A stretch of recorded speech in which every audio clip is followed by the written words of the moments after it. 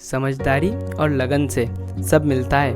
और इसी कंसिस्टेंसी से जुड़ी आपको कहानी याद है खरगोश और कछुए की, कि कैसे खरगोश को अपनी तेज़ दौड़ने पर बहुत घमंड था।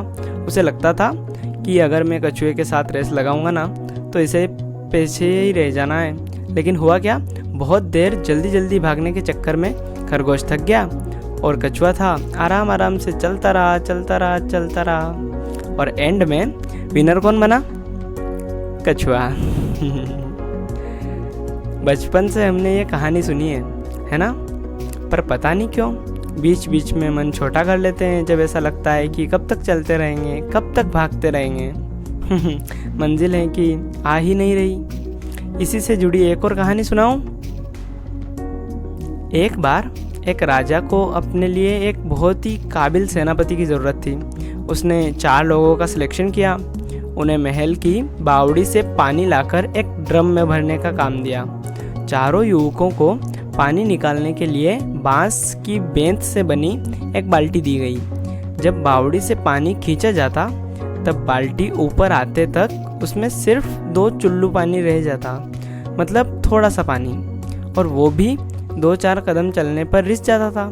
पहले युवक ने 10-12 बार कोशिश की और ये कहकर बैठ गया कि राजा ने भी कैसा काम दे दिया, ये नहीं हो पाएगा। दूसरा युवक आधे घंटे तक कोशिश करता रहा और उसे भी पहले वाले व्यक्ति की बात ही सही लगने लगी कि नहीं ये काम नहीं होगा।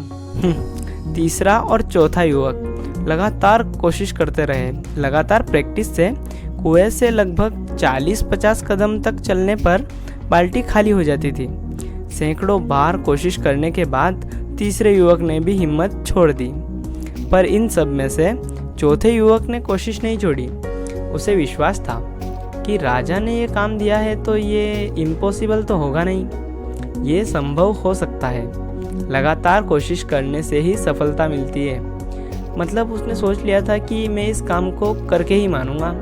दोपहर बाद उसने देखा कि बांस की बेंत फूलने लगी और उसके छोटे छोटे छेद बंद होते जा रहे हैं और पानी ज़्यादा दूरी तक लाया जा सकता है।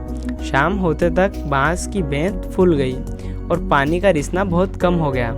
उस बाल्टी से कुछ पानी ड्रम में डाला जा सका।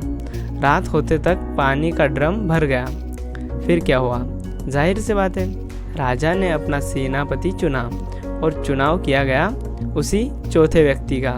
कहने का मतलब नॉर्मल कैपेबिलिटीज़ वाले भी अगर रेगुलर प्रैक्टिस करते रहें कंसिस्टेंसी के साथ तो ऐसा हो ही नहीं सकता कि वो जो अचीव करना चाहें उसे वो अचीव ना कर सकें। मैं हूँ आपके साथ इरफान और आप सुन रहे हैं स्लाइस ऑफ लाइफ।